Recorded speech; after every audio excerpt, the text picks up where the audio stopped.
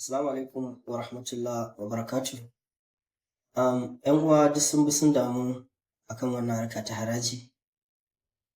To kamar da yadda na sha gaya muku a baya cewar wannan harajin fa ba wai kawai daga cikin account ɗinka zaka ji alert an cire ba kuma wai dole kuɗaɗen duk da kai suka shiga suka fita cikin account ɗinka za a yi wa haraji ba, a'a akan riba za a yi wannan haraji, akan riba gwamnati za ta karɓi wannan haraji a ribar da ka ci, ba a wai dukkanin kuɗaɗen da suka shiga suka fita ba.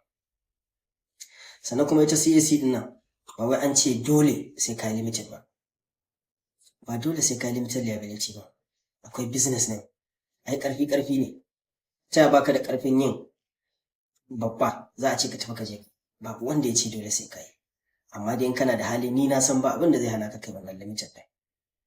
Sannan kuma kamar yadda again na gaya muku a baya, kai da kanka kai ne zaka ba da bayanin abin da ya faru na shige da ficen kuɗi a account ɗinka kafin ma gwamnati ta ce ka ba da haraji.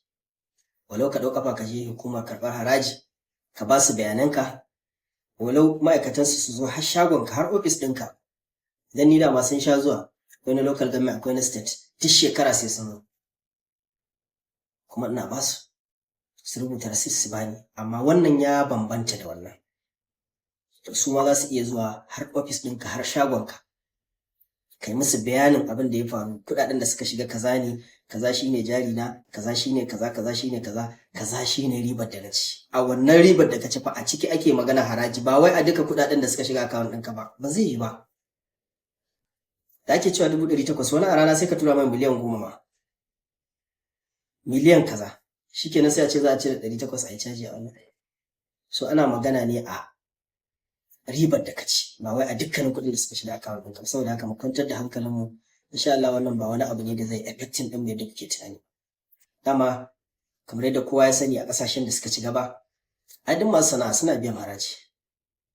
Ba wani mai sana'a da zai fito ya ce ba zai haraji ba kana cikin ƙasa.